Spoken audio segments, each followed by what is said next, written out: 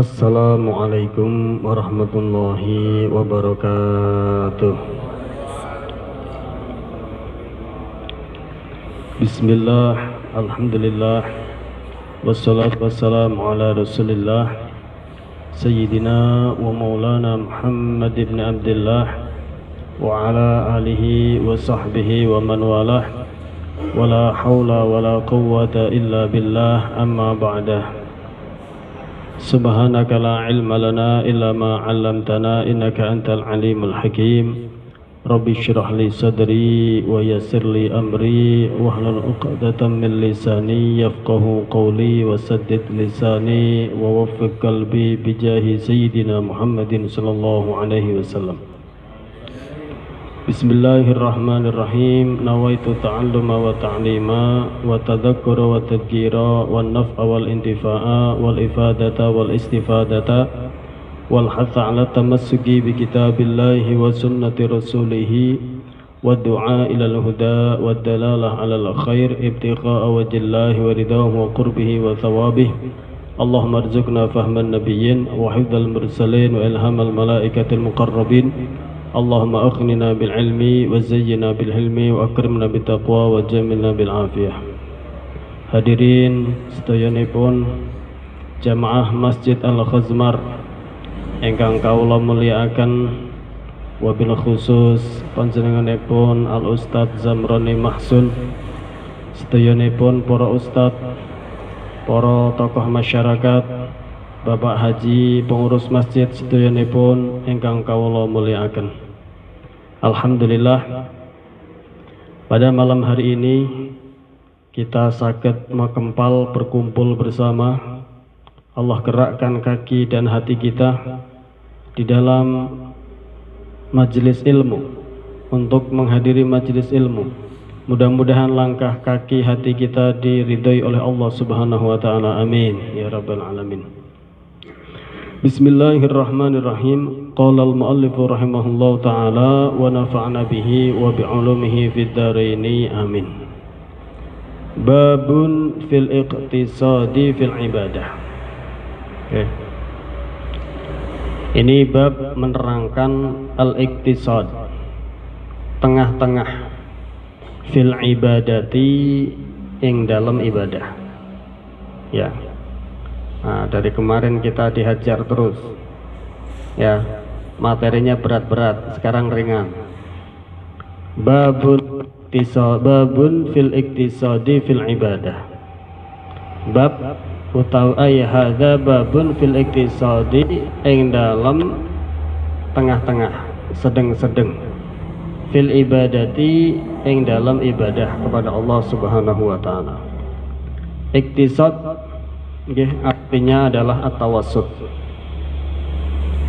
Maksud daripada iktisad bukan berarti untuk ini,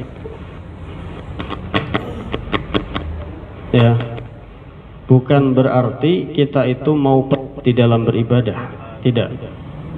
Akan tetapi untuk menghindari malal, bosan.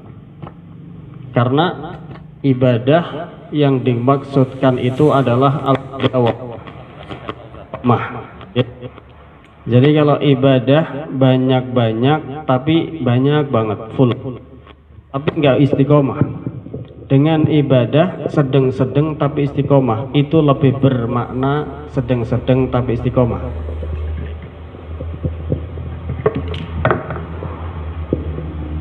Bismillah. Ya syukur-syukur lagi banyak dan istiqomah, kan gitu nggih. Syukur-syukur lagi bisa banyak, bisa istiqomah. Tapi kan kita pingin nisbatnya orang pemula, tentu belum tentu bisa banyak, ya. Ya begini. Pada zaman Rasulullah itu ada orang A'rabi datang kepada Rasulullah, wa aslama, kemudian dia masuk Islam. A'rabi itu berarti orang Badui, orang desa, lebih dari desa mungkin, orang Badui yang tidak, bukan artinya orang Badui, orang pedalaman, orang desa lah. Ya, datang kepada Rasulullah dan kemudian masuk Islam. Akan tetapi luar biasa dia di dalam keislamannya itu setiap harinya berpuasa. Tahun berikutnya, itu tahun kemarin, tahun berikutnya datang lagi nemui Rasulullah. Begitu datang seolah Rasulullah nggak kenal. Rupanya ini orang setiap hari berpuasa, Pak. Setiap hari puasa, sahur buka sahur, pokoknya poso kudu poso. Setiap malamnya bangun malam. Ini tingkatannya orang baru masuk Islam. Tingkatannya orang A'rabi. Begitu datang yang kedua kali kepada Rasulullah, sampai ya namanya orang sepanjang tahun nggak pernah ninggal puasa, nggak ninggal bangun malam, dan semua waktunya untuk ibadah, sampai kurus kering, sampai Rasulullah seorang nggak kenal. Kemudian akhirnya orang tersebut menemui Rasulullah, falam ya'rifu, falamma arafahu sa'alahu an halihi. Akhirnya Rasulullah lama-kelamaan ingat juga, nanya Rasulullah dari kabarnya. Faqala ma akaltu ba'daka ta'aman binahar. Kemudian dia jawab, Rasulullah kebetulan nanya, kok kamu sampai sekarang bisa begitu? Saya sampai hampir-hampir nggak kenal. Apa kata dia? Ma akaltu ta'aman binahar. Semenjak itu ya Rasulullah, tidak pernah saya itu makan siang hari, itu nggak pernah, puasa terus, entah dalam keadaan musafir, entah keadaan tidak musafir, entah keadaan sehat, entah keadaan sakit, puasa terus ini orang rupanya, sampai badannya berubah total, sampai kurus kering, nggak dikenal Rasulullah. Dia bilang begitu. Faqala, maka kemudian berkata Rasulullah, waman amaraka an tu'adzib nafsaka. Memangnya siapa yang menyuruh kamu untuk menyiksa dirimu? Kata Rasulullah SAW. Memangnya siapa yang menyuruh kamu untuk menyiksa dirimu? Ya kan? Faman adzaba nafsahu bi an hamalha ala ma la tutik min asyam wa nahi farubbama athara dzalika fi dha'fi badanihi wa aqlihi fayafutuhu min at-ta'at akthar mimma hassalahu bi ta'dibi nafsihi bisyam wa nawihi. Orang yang menyiksa badannya dengan taklifat ibadah-ibadah yang di luar kemampuannya, boleh jadi akan membuat fisiknya lemah, akalnya lemah, sehingga kesehatannya menurun. Kalau sudah kesehatannya menurun, yang 5 waktu aja bisa-bisa terbengkelai. Nah, maksudnya begitu, ya, larinya ke situ. Bisa-bisa akhirnya malah tadi pinginnya ibadah banyak, malah dapatnya malah sedikit, gara-gara akhirnya badannya nggak terjaga kesehatannya. Nah, makanya ada namanya babul fil iktisadi fil ibadah. Bab ini menerangkan tengah-tengah di dalam ibadah. Males enggak, dipol juga enggak, nggih. Males-malesan nggih mboten, tapi diporsir full. Kita memaksimalkan sementok-mentoknya sampai kurus kering juga mboten. Karena dalam sebuah hadis Rasulullah pernah bersabda, khairul a'mali adwamuha wa in qalla. Sebaik-baik amal itu yang paling istiqomah, walaupun itu sebentar, walaupun itu sedikit. Khairul a'mali adwamuha wa in qalla. Sebaik-baik amal ibadah adalah yang paling langgeng, adwamuha, yang paling istiqomah. Wa in qalla, senajan sedikit. Kalau mampunya sedikit, yang penting istiqomahnya, Pak. Mampunya sholat duha 2 rakaat, penting istiqomah. Dalam keadaan capek ataupun nggak capek, jangan sampai bolong. Kadung bolong kodok. Setiap sholat yang punya waktu tertentu itu bisa dikodok, walaupun sholat sunnah. Sholat tahajud punya waktu tertentu, betul? Punya, bisa dikodok. Sholat duha punya waktu tertentu, betul? Punya, bisa dikodok. Ustadz, itu sunnah, iya. Ada level-level orang itu nggak mau sunnah pun bolong. Nggak cuma wajib tok yang nggak boleh bolong, tapi sunnah pun nggak pingin bolong. Okay. Salat qobliyah ba'diyah ada waktunya? Ada. Sakit diqadha. Oh, tadi saya musafir buru-buru, salatnya tak jamak qashar, enggak sempat qobliyah ba'diyah. Ya. Atau takut najis bajunya. Ya sudah, begitu pulang di qadha. Walaupun sedikit tetapi istiqomah. Kalau bolong boleh diqadha, ngodoknya pun kapan pun bisa. Boten harus sholat tahajud ngodoknya nunggu malam lagi, nggak harus.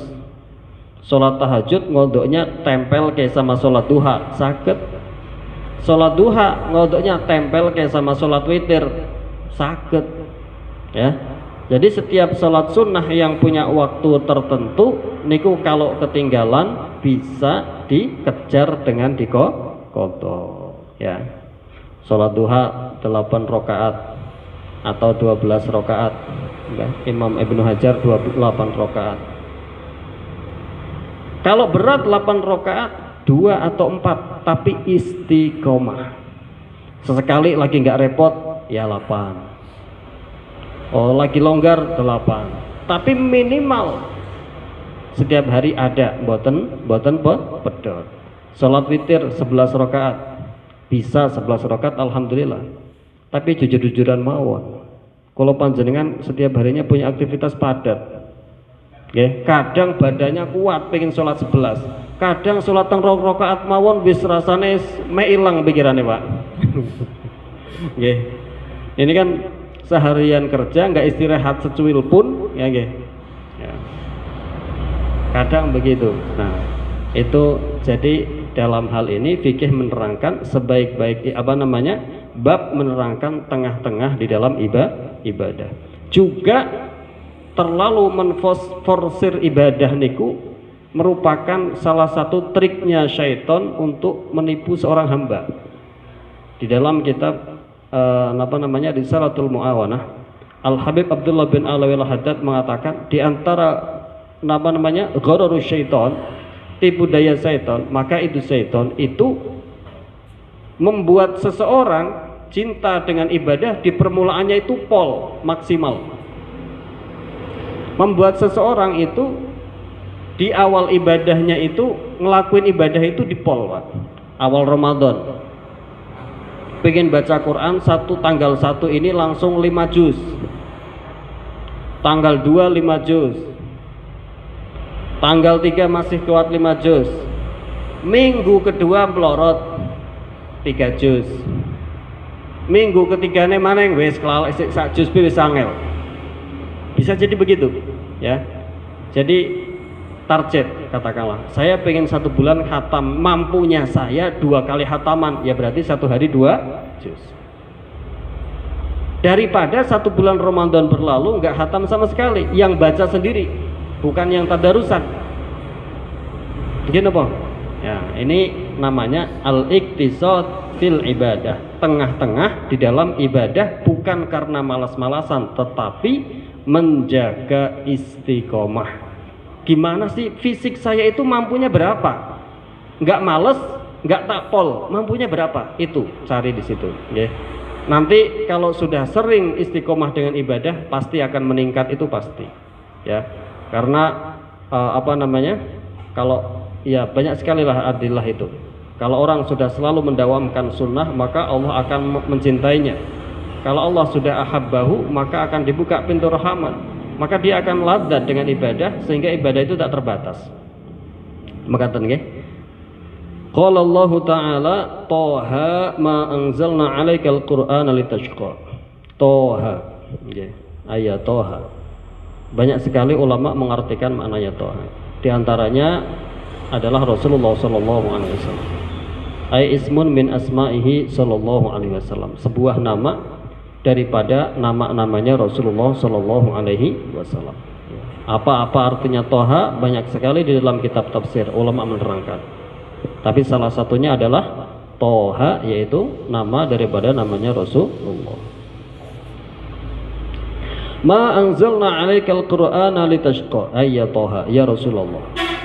Ma anzalna boten nemurunake sapa kita Allah Al-Qur'ana ing Al-Qur'an alaika ing atase panjenengan Kanjeng Nabi Al-Qur'ana ing Al-Qur'an litashqa terapun supaya cilaka sapa sira.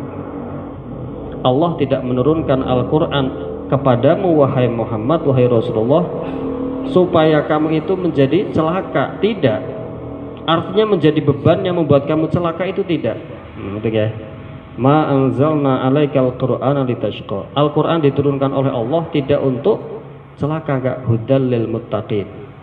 Sebagai petunjuk bagi orang-orang yang bertakwa. Memang sebagai nakut-nakuti atau sebagai sesuatu yang menakutkan bagi orang-orang yang tidak bertakwa, bagi orang-orang yang tidak mau iman, tetapi bagi orang-orang yang beriman hudan lil muttaqin, sebagai petunjuk bagi orang-orang yang bertakwa. Tidak untuk mencederai.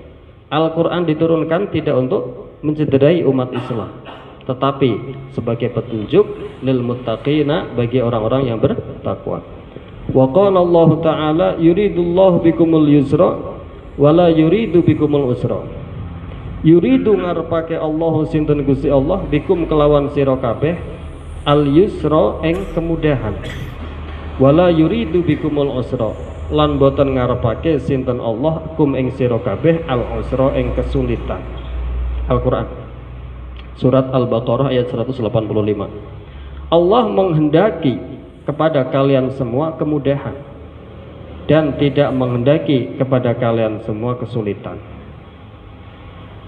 Kenapa Ustadz? Dalam Al-Quran kok diulang seperti itu? Yuridullahu bikumul yusra wala yuridu bikumul usra.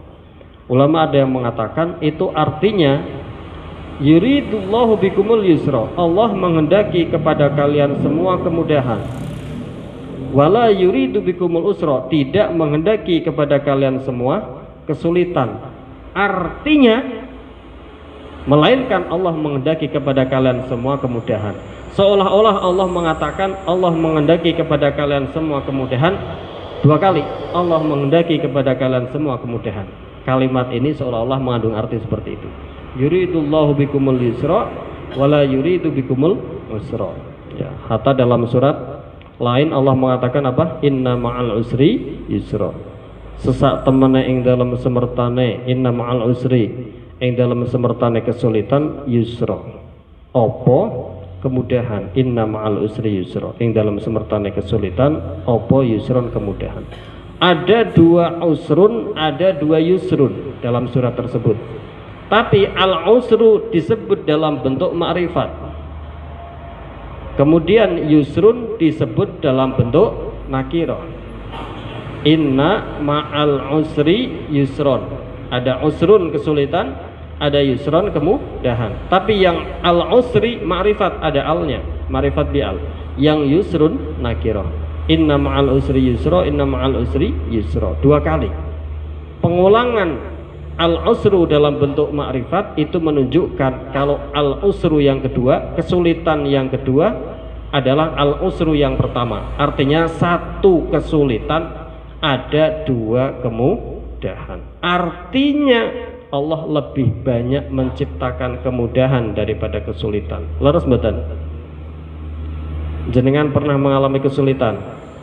Sering, mboten ukuran. Sering mana dengan kemudahannya, Pak? Kemudahannya. Jenengan pernah sakit? Sering. Dalam setahun berapa kali? Lebih banyak mana dengan sehatnya, Pak? Banyak sehatnya, nggak hitungan. Setahun paling sakit sekali, sisanya sehat semua. Nah, bener boten berarti dawuhnya Allah Subhanahu wa taala. Leres nggih? Inna ma'al usri yusra.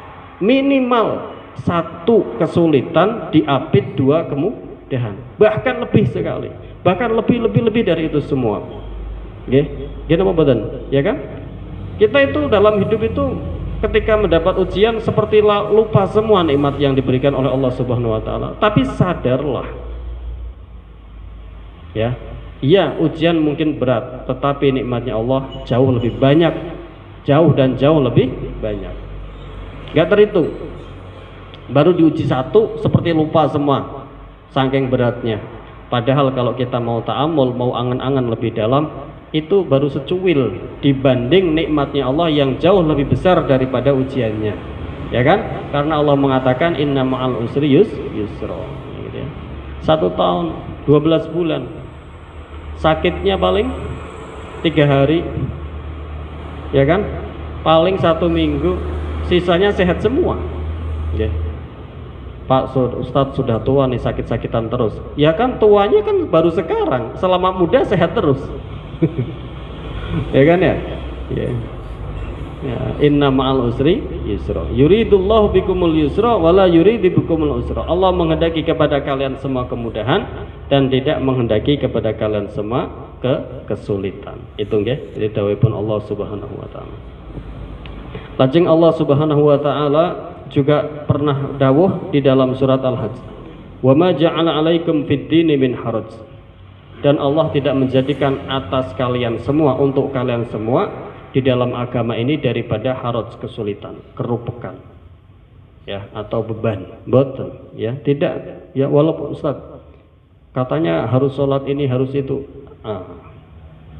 itu tetapi tidak untuk beban, ya, itu untuk kebahagiaan kita sendiri nanti di darul abad.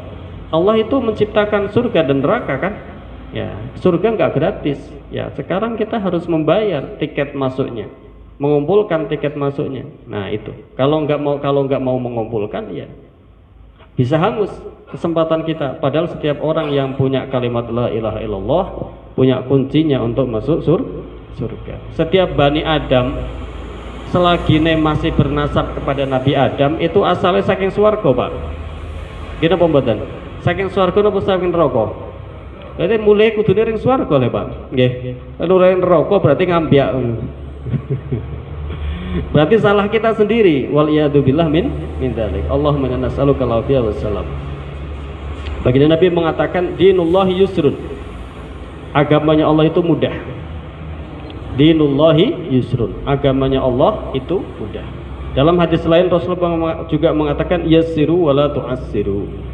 Permudahlah wala tu'assiru, dan jangan mempersulit.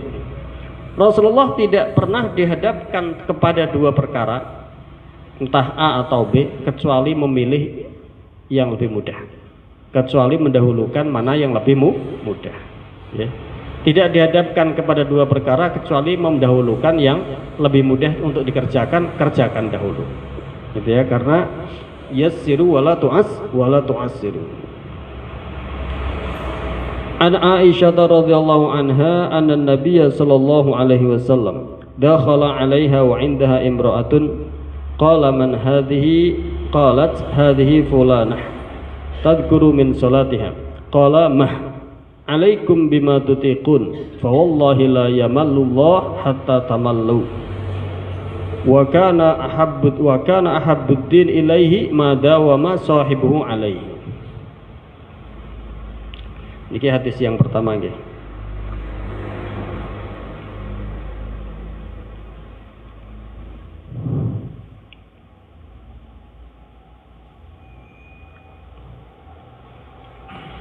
Anna Nabiyya an Aisyah saking Sayyidah Aisyah radhiyallahu anha.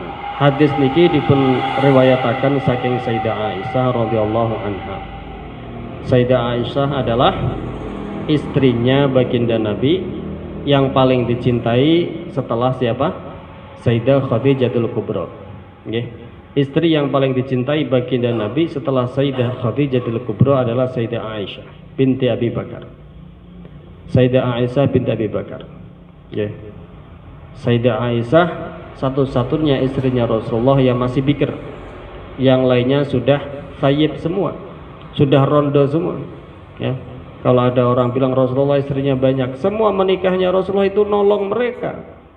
Sahabatnya ada yang meninggal, perang dan lain sebagainya. Dan yang sudah dinikah sudah jumpo sepuh-sepuh semua, nggak milih. Kalau kalau panjenengan kan masih milih. Ini enggak. Dan juga syariat itu membatasi umat baginda Nabi cuma 4, tetapi Rasulullah lebih dari itu. Karena supaya agamanya Rasulullah, agama Islam ini bisa diambil oleh istri-istrinya sehingga diajarkan kepada umatnya Rasulullah Sallallahu Alaihi Wasallam. Begitu, ya. Kalau cuma 1 ilmunya kan nggak segitu-gitu mawon, ya. Tetapi kalau kathah ilmunya Rasulullah bisa diambil sebanyak-banyaknya. Ya. Sayyidah Aisyah pada waktu itu Rasulullah pada suatu tahun yang disebut dengan nama Amal Huzn, tahun kesedihan, yaitu meninggal Sayyidah Khadijah Al-Kubra, kemudian disusul meninggal pamannya Abi Thalib. Waktu itu Rasulullah dakwah kepada ahli Taif, mengajak dakwah kepada orang Taif. Ternyata orang Taif bukannya ikut masuk Islam, malah melempari Rasulullah dengan batu, menyuruh anak-anak mereka, menyuruh orang-orang junun, majnun, ya, majanin, orang-orang gila mereka, melempari Rasulullah dengan batu. Sampai malakul jibal, ya, malaikat gunung turun ngadep sama Rasulullah. Ya Rasulullah, Allah mengutus saya untuk menemuimu dan memberikan izin legalitas, apapun perintah engkau ya Rasulullah akan saya laksanakan. Udah dapat izin dari Allah Subhanahu wa taala. Kata malakul jibal, malaikat gunung, kalau engkau menghendaki gunung itu tak angkat, tak ambleskan ke semua ahli Taif itu biar mati semua ya Rasulullah. Itu. Tetapi apa jawab Rasulullah? Tidak. Innama lam ub'at la'anan wa innama bu'itu rahmatan. Saya tidak diutus untuk melaknat, tetapi saya diutus untuk membawa rahmat. Enggak apa-apa mereka enggak masuk Islam sekarang, tetapi saya berharap kepada Allah, Allah mengeluarkan dari tulang, dari sulap mereka, dari darah daging mereka, dari keturunan-keturunan mereka, orang-orang yang beriman menyembah kepada Allah Subhanahu wa taala. Bisa Pak jenengan seperti itu? Mesti lempari batu sebagai seorang, jenengan katakanlah sebagai seorang kiai, sebagai seorang tokoh, ngajak kebaikan, dilempari batu sampai berdarah-darah masih mendoakan. Itu Rasulullah SAW. Tinggi sekali akhlaknya, bersih sekali hatinya, ya. Kalau awake dhewe ditawani malaikat gunung teko, ya saya katakanlah, aku diparingi izin napa mawon perintahin jenengan tak lakoni. Ora kesuwen, wis ambleske saiki bae, kurang ajar tenan kae tak ora, ya enggak? Kalau panjenengan, ya. Tapi kan itu Rasulullah SAW, orang yang sangat bersih hatinya. Itu Sayyidah Aisyah. Begitu sedih. Kemudian dalam kitab Sarah Arba'in Al-Jauharah Al-Ulu'iyah diterangkan, kemudian Rasulullah mengirim malaikat Jibril membawa selembar foto dari surga, ditampakkan kepada Rasulullah. Ya Rasulullah, Allah telah menikahkan perempuan ini kepadamu di surga, fankihuha fil ardi, maka nikahilah dia di bumi. Dicari, ini fotonya siapa ini?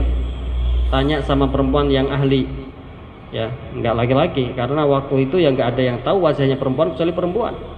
Cari yang lebih tahu wajahnya perempuan. Dicari, foto ini mirip dengan putrinya Sayyidina Abi Bakar As-Siddiq. Ternyata waktu itu umurnya masih 7 tahun. Sayyidina Abu Bakar As-Siddiq sempat enggak mau, ya Rasulullah, ini bocah masih kecil, bagaimana mungkin saya nikahkan dengan engkau? Apa kata Rasulullah? Kalau memang dia belum layak untuk saya nikahi, bagaimana Allah memerintahkan untuk saya nikahi dia di bumi? Perintahnya Allah menunjukkan itu adalah, ya kan? Allah memerintahkannya, maka nikahi dia di bumi. Ya Rasulullah, ini adalah istrimu di surga dan Allah menikahkan kamu dengannya di surga, maka nikahilah dia di bumi.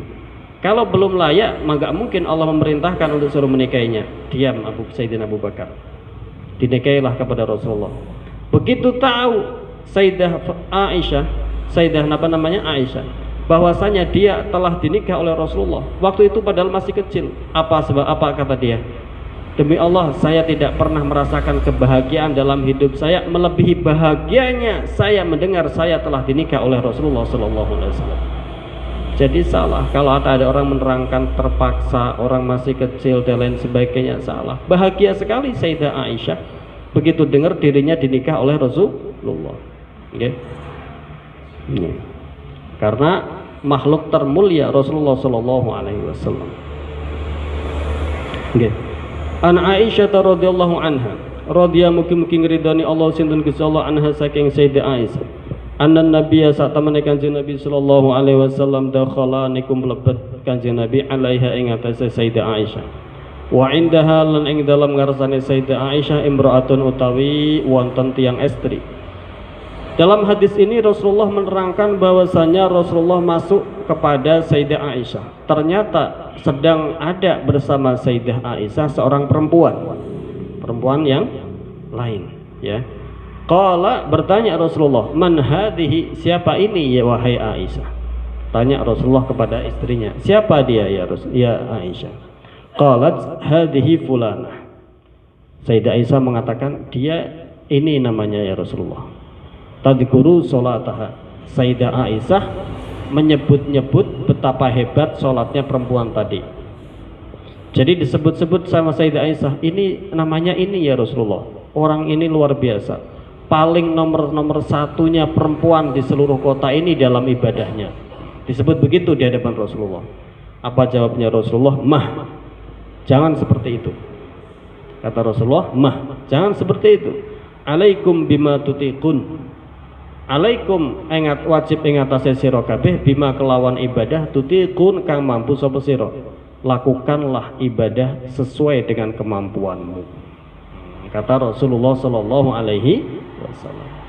Akalnya sangat tinggi Rasulullah. Begitu diceritai, ini ya Rasulullah ibadahnya Masya Allah luar biasa, perempuan ini nomor satu kota Madinah ini paling nomor satunya dia ibadahnya, semalam penuh nggak pernah putus buat sholat. Bukan kita langsung jempol.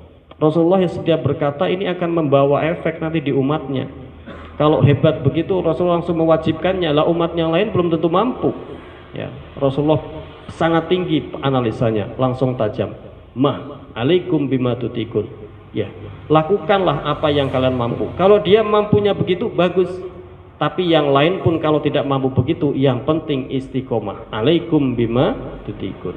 Wajib bagi kalian semua untuk melakukan ibadah, tetapi sekadar yang kalian mampu. Sekiranya boten bolong-bolong. Maksudnya kata semekatan ya. Fa wallahi la yamallullahu hatta tamallu. Fawallahi maka demi Allah la yamallullahu boten bakal bosen Allahu sinten Gusti Allah hatta tamallu sehingga padha bosen sapa sira kabeh nggih. Kata Rasulullah,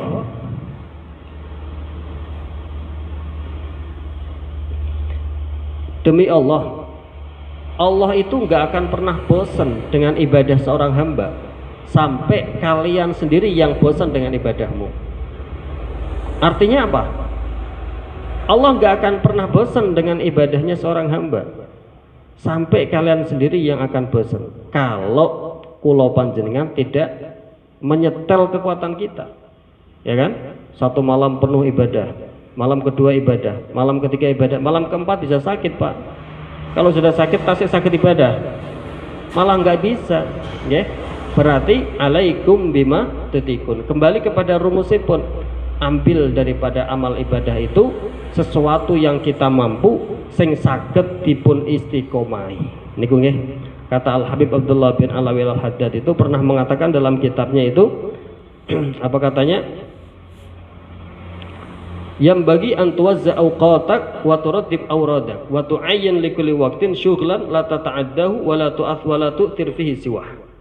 Wa tu'ayyina likulli waqtin syughlan. Dan kita sepatutnya orang Islam itu, orang mukmin itu, orang murid yang sedang murid menuju Allah itu ayyin, menentukan waktu untuk ibadah yang kita ini enggak akan apa namanya? Tata'adda, enggak akan sembrono, enggak akan pepeko, enggak akan taksir, enggak akan, artinya bisa istiqomah. Dan juga tidak mengalahkan ibadah yang lain atau kesibukan yang lain yang wajib juga. Jadi kita mengambil kesibukan ibadah yang sekiranya kula panjenengan saged istiqomah, maksudnya begitu. Kita mengambil sekadar amal ibadah sekiranya saged langgeng istiqomah, maksudnya ketus mekaten nggih. Bukan untuk malas-malasan, bukan, tetapi demi mengajar istiqomah. Ustadz kok sedikit-sedikit begitu? Iya, bukan intinya itu. Coba jenengan bandingkan, ada orang ibadah 1 hari penuh, 2 hari maksimal, 3 hari maksimal, tapi seminggu tok, habis itu pray. Dengan orang yang ibadahnya sepanjang, setiap waktu pasti ibadah walaupun tidak sebanyak. Saya pun saya yang istiqomah walaupun tidak sebanyak yang tadi. Karena setiap sesuatu yang dipol kalau di luar kemampuan akan membawa efek. Akhirnya meriang, sakit ya, kewajibannya terbenggelai, ya kan, kita seorang laki-laki punya kewajiban nafkah katakanlah, terbenggelai, akhirnya malah jadi problem rumah tangga. Nah, akhirnya ya tetap itu, tetap alaikum bima tutikun, ambillah sekadar apa yang kita mampu. yang mampu diistiqomai, yang tidak membuat pekerjaan lain juga terganggu. Begitu nggih? Bukan untuk males-malesan, bukan. Tapi untuk menjaga istiqomah. Ya kalau lagi nganggur tentunya kita berbanyak. Tapi batas minimal setiap hari secapek-capeknya kita tidak meninggalkan kadar yang kita istiqomah. Makaten nggih. Wa kana lan ana apa ahabbuddini, apa luwih tin seneng-senengene agama ilahi maring Allah, ma iku agama, ma iku ibadah dawama sahibuhu alaihi, yang selalu mengistiqomahkan sahibnya, orang yang memiliki ibadah tadi atas ibadah tersebut. Paling baik-baiknya, paling dicintai-cintainya amal ibadah itu yaitu makana madawama sahibuhu alaihi, sebuah ibadah yang dilanggengkan, diistiqomahkan oleh pemilik ibadah tersebut, oleh orang tersebut. Dalam hadis lain, khairul a'mali adwamuha wa in qalla, sebaik-baik amal ibadah niku sing paling napa? Sing paling langgeng, wa in qalla, senajan sekedhik napa malih kathah. Maksudnya mengatakan nggih, sekedhik mawon pun khairul a'mal, napa malih nek saged kathah. Iku nggih.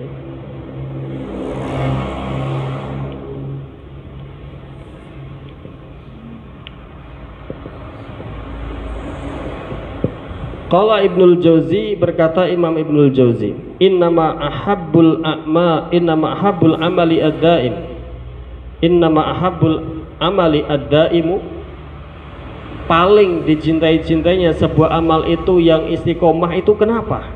Lianna mudawamal khairi mulazimun lil khidmah, karena orang yang langgeng melakukan kebaikan atau ibadah berarti orang tersebut mulazim, senantiasa menjadi atau mengambil posisi khidmah kepada Allah Subhanahu wa taala. Kita kan hambanya Allah Subhanahu wa taala. Kalau ibadah kita istiqomah, berarti kita setiap hari memposisikan diri kita sebagai khidmah, khotim, pembantu khidmah kepada Allah Subhanahu wa taala. Tidak kumat-kumatan. Ya kan? Makanya sebaik-baik amal itu adalah yang langgeng. Walaisa man lazama waqtan fi kulli yaumin kaman lazama yauman wa qata'a syahran. Tidak sama orang yang setiap harinya selalu punya waktu untuk ibadah, tidak sama dengan orang yang menforsir, dimaksimalkan di pol ibadah satu hari penuh tetapi liburnya 1 bulan. Beda mboten? Ya sangat berbeda. Hatta 1 jam, hatta kalau sholat duha 2 rakaat 4 rakaat, tapi sebulan nggak pernah bolong. Dengan yang 8 rakaat, habis itu bolongnya sebulan. Saya pundi? Ya tentu saya yang istiqomah. Wa in qalla, langkung malih, apalagi kalau saged banyak tur istiqomah. Tapi kan beda nggih. Banyak istiqomah ini kan levelnya beda-beda tiang. Ya kita kenali diri kita masing-masing. Kita mampune sing pinten nggih. Sing saged kathah alhamdulillah langkung sae, sing boten kathah ya sing dikejar istiqomah. Baik yang banyak utawi sing boten kathah, ring penting sing lebih ditekankan apa? Istiqomah. Katen nggih. Nah niku titik poinnya soalnya di situ.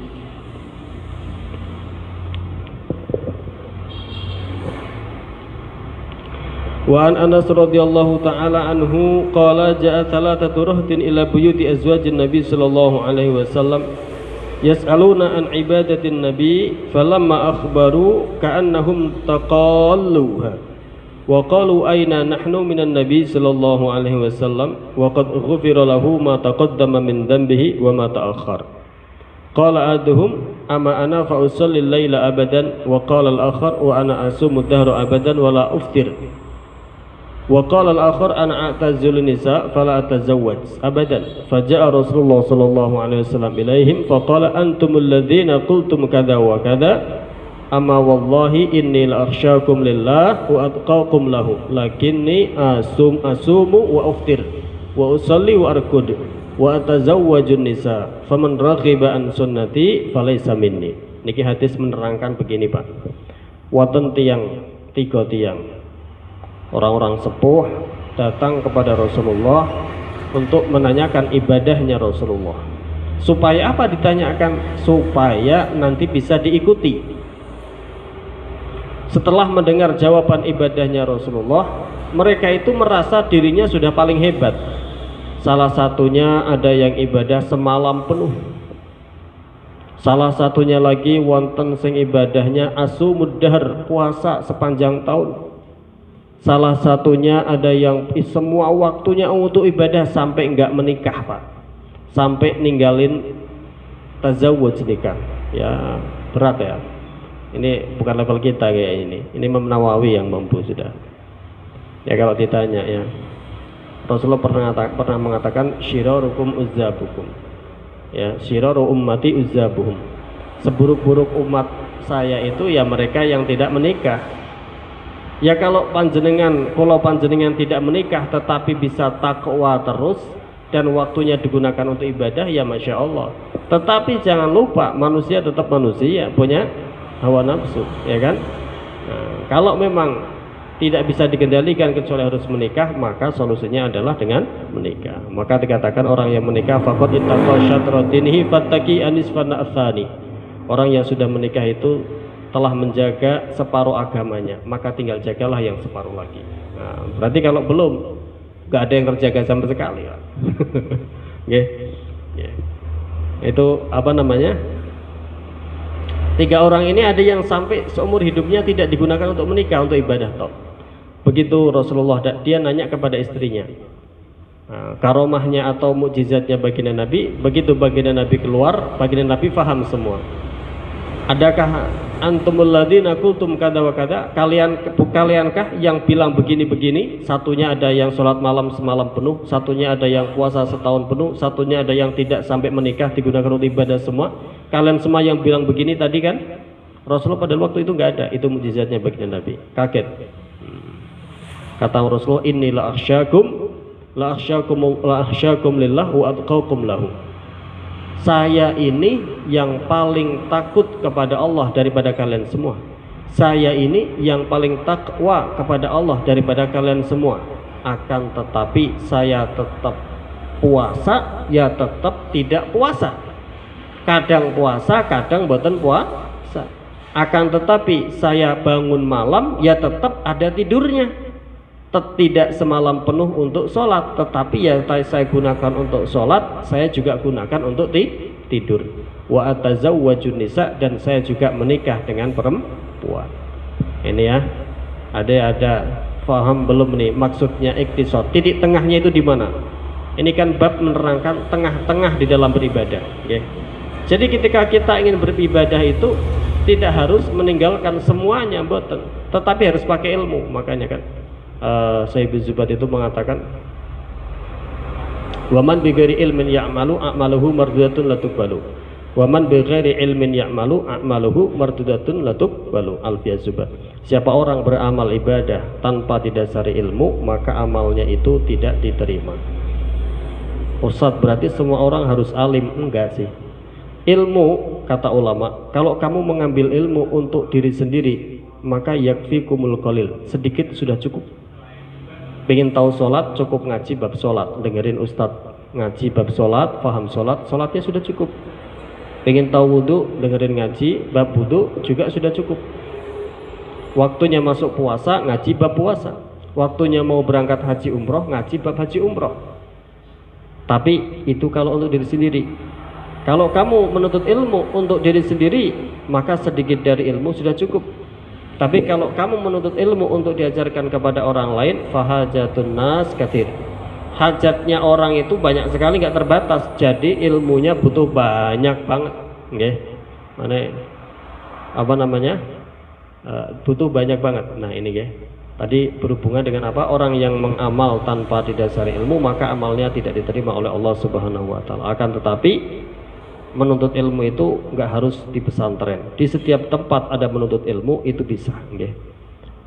Juga menuntut ilmu itu tidak terbatas di usia muda, karena Rasulullah mengatakan apa namanya, minal mahdi ilal lahdi, ya, mencari ilmu dari mahdi, ya, dari gendongan itu wajib, itu minal ilmu minal mahdi, dari gendongan ilallah sampai liang lahat. Berarti seumur hidup kita kena hitop untuk menuntut ilmu, ya kan? Seumur hidup niku menuntut ilmu nggak ada perainya. Ya, artinya kita dalam seminggu, dalam sebulan, dalam satu hari beberapa waktu itu ada jam yang digunakan untuk menuntut ilmu.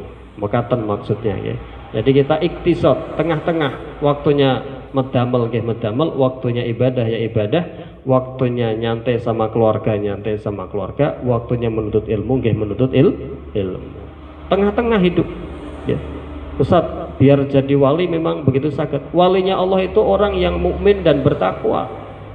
Ala inna auliya Allahi la khaufun alaihim wa lahum yahzanun.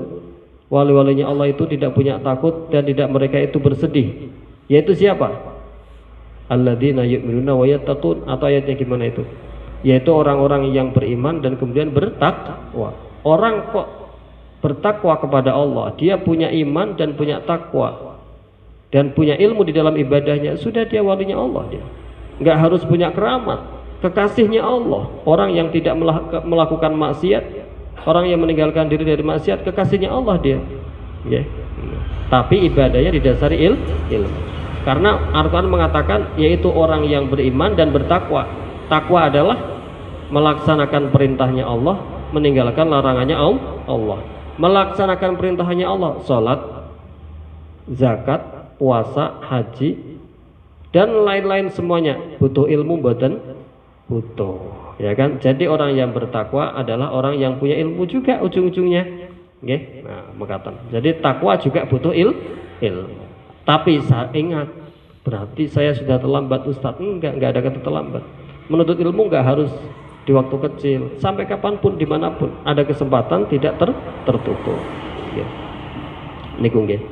Dalam hadis yang niki, nggih. An Anas radhiyallahu anhu qala ja'a thalathatu rahtin. Hadis diriwayatkan dari Sayyidina Anas radhiyallahu anhu, qala berkata Sayyidina Anas, ja'a thalathatu rahtin. Datang 3 orang laki-laki. Ya, dikatakan yaitu Sayyidina Ali bin Abi Thalib, Sayyidina Abdullah bin Amr ibn al-As, Sayyidina Utsman bin Mad'un, gitu ya. 3 orang laki. Datang kepada siapa? Ila buyutin Nabi, ila buyuti azwajin Nabi sallallahu alaihi wasallam. Datang kepada rumah istri-istrinya baginda Nabi sallallahu alaihi wasallam. Untuk apa? Mereka datang yas'aluna an ibadatin Nabi sallallahu alaihi wasallam. Bertanya tentang ibadahnya baginda Nabi itu bagaimana. Mau saya ambil ilmunya, mau saya praktekkan, mau saya tiru biar ibadah saya itu niru sama Rasulullah. Maksudnya begitu nggih. Boten tanya untuk ngoreksi. Boten. Lek saniki kan kadang ada kiai, ada ustadz ditanya-tanya begini begitu untuk ngoreksi. Ada ustadz ngaji duduk di belakang, apa? Bukan mengambil ilmunya, Pak, mengoreksi. Nah, hati-hati yang seperti ini nggih, ampun seperti itu. Mengoreksi boleh, tapi ingat bukan untuk apa? Bukan untuk apa-apa, bukan untuk niat yang tidak baik, tetapi niatnya kalau jangan-jangan ada yang salah, tetap saya ingatkan 4 mata. Boleh, mboten napa-napa. Ustadz yang benar-benar ustadz diingatkan nggak bakalan marah. Yang penting ingatkannya leres. Oh benar, memang yang benar kados niku, nggak bakalan marah. Nggih. Hatinya nggak ada apa-apanya. Ya, cuma ya tadi ya, mengingatkan itu kalau di depan orang kata ulama namanya mempermalukan. Mengingatkan yang sebenarnya itu ya cuma berdua 4 mata kata si nggih. Artinya ada etikanya. Ala kulli hal. Nah, kadang sebagian orang itu pada niku. Saya melihat orang yang hadir kepada majelis ilmu tetapi tujuannya untuk mengoreksi titik, tidak mau mengambil ilmunya. Beda kalau mengoreksi tapi juga ngambil ilmunya. Itu biasanya nggak nambah ilmunya, Pak.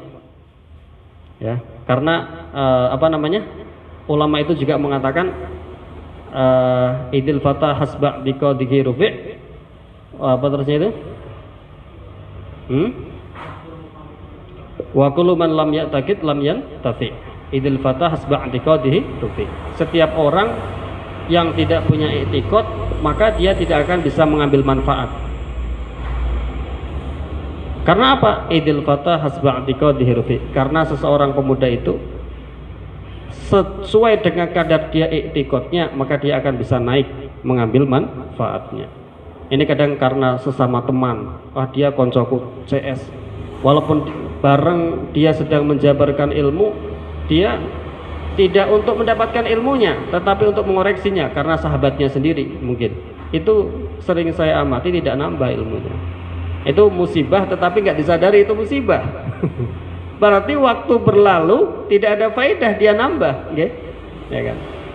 Nah, kalau tidak punya etikot, tidak seperti itu. Ala kulli hal. Tapi masya Allah kalau di sini itu kita melihat orangnya semuanya perhatian semua. Tapi tidak ada dimaksudkan untuk kepada siapapun, betul. Cuma memang ada orang yang tipe kayak gitu.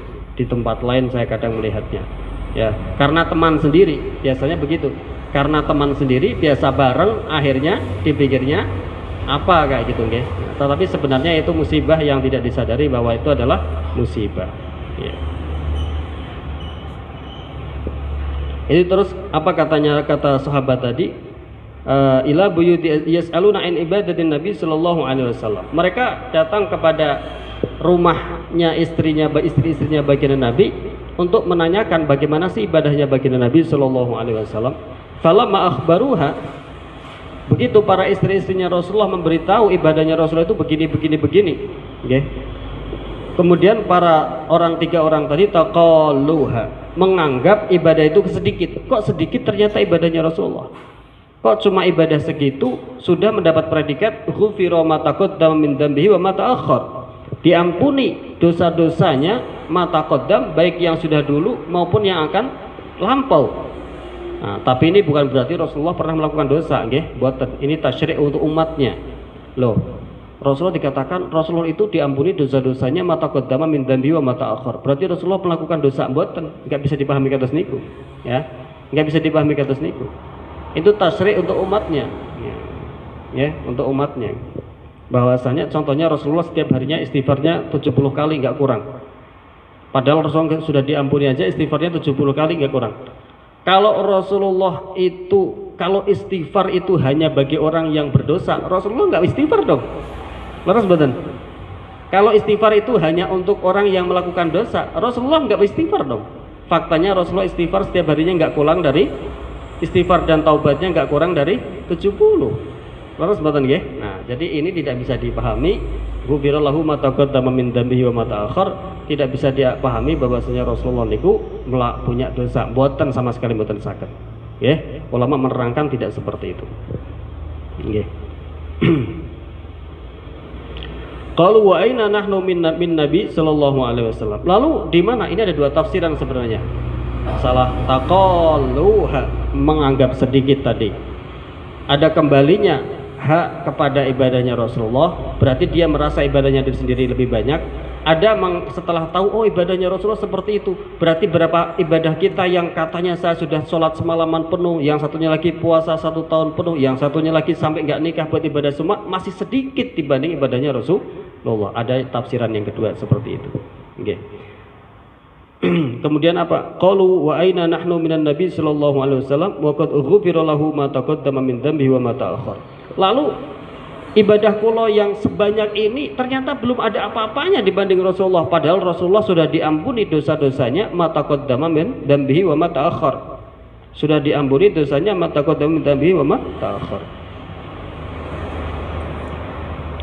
Katanya ulama wa hadza kinayatun an tasyrifihi wa takmilihi. Kalimat Rasulullah kok diampuni dosa-dosanya ma taqaddama min dzambihi wa ma ta'akhkhar adalah kinayah dari memuliakan Rasulullah, dari kesempurnaannya Rasulullah. Saged mboten saged, ya. Kadang kita itu punya teman, saking kita cintanya kepada dia, punya sahabat, saking cintanya kepada dia, kalau kamu yang melakukannya saya nggak bakalan marah. Padahal dia nggak pernah melakukan kesalahan. Leres mboten? Ya? Kalau kamu yang melakukannya, kenapa saya mengucapkan kalau kamu yang melakukannya saya nggak bakalan marah? Kenapa Allah mengucapkan begitu kepada Rasulullah? Karena memuliakan dan menyempurnakan Rasulullah. Seperti ketika kita mengucapkan begitu kepada teman kita, karena ini teman istimewa, nggak bakalan dia melakukan itu. Leres mboten? Nah, ulama mengatakan ini adalah min babit tasyrif wa takmil ya, memuliakan Rasulullah dan menyempurnakan Rasulullah.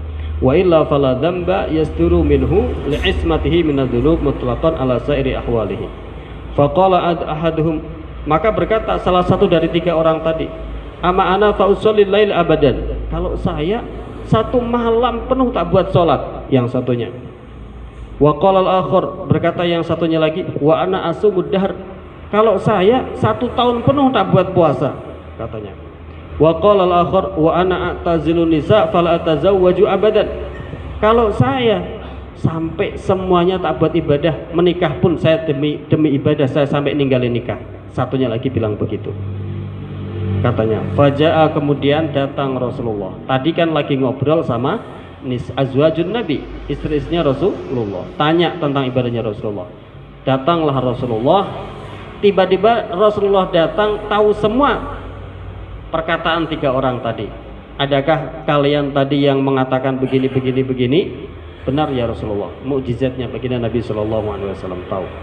Faja'a Rasulullah sallallahu alaihi wasallam faqala antum alladzina qultum kada wa kada, kalian tadi yang bilang begini. Nah, begitu Rasulullah mengatakan, wallahi inni, ama wallahi, ketahuilah, wallahi inni la akhsyakum lillah wa atqakum lahu. Rasulullah kemudian mengatakan, ketahuilah, kalian ibadahnya semalam penuh, kalian puasa setahun penuh, kalian sampai tidak menikah buat ibadah, ketahuilah saya paling takutnya kepada Allah dari kalian semua. Rasulullah paling takwanya manusia daripada kalian semua. Rasulullah mengatakan begitu. Akan tetapi walaupun begitu, lakinni asumu wa uftir, tapi sebegitupun saya puasa, ya saya juga kadang tidak puasa. Kalau puasa sunnah maksudnya, kadang saya melakukan puasa sunnah tidak setahun penuh, enggak, kadang tetap pulau boten puasa. Wa usolli wa arbut, saya juga sholat malam, saya juga malamnya tak gunakan untuk tidur, tidak semuanya untuk sholat, kata Rasulullah. Wa atazawwajun nisa, dan saya juga menikah dengan perempuan, tidak kemudian saya meninggalkan menikah, kata Rasulullah. Faman raghiba an sunnati falaysa minni, siapa orang yang tidak suka dengan sunnahku, maka dia tidak tergolong daripada golonganku. Ya, untuk menjadi orang yang paling sempurna enggak harus dengan jalan yang seperti tadi, tapi jalan yang iktisad, yang tengah-tengah, dengan menyontoh kepada baginda Nabi, tengah-tengah, kemudian didasari ilmu yang dikejar istiqomahnya. Boten gede-gedean di permulaannya, habis itu libur, boten. Tetapi yang dikejar adalah istiqomahnya. Segini sudah mampu istiqomah, baru nanti ditingkatkan. Mampu istiqomah lagi, lajeng nembe ditingkatkan berikutnya. Niki pembahasan pada malam hari ini. Tak terasa sudah kurang lebih 1 jam. Saya tutup pengajian pada malam hari ini. Mudah-mudahan pengajian pada malam hari ini memberikan manfaat bagi kita sekalian. Hadir kita di tempat yang mulia ini mendapat ridho dari Allah Subhanahu wa taala.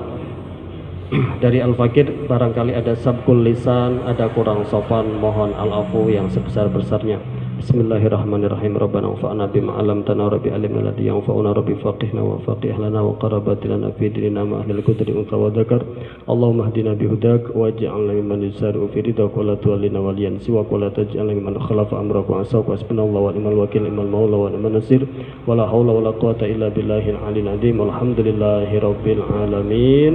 Wassalamualaikum warahmatullahi wabarakatuh.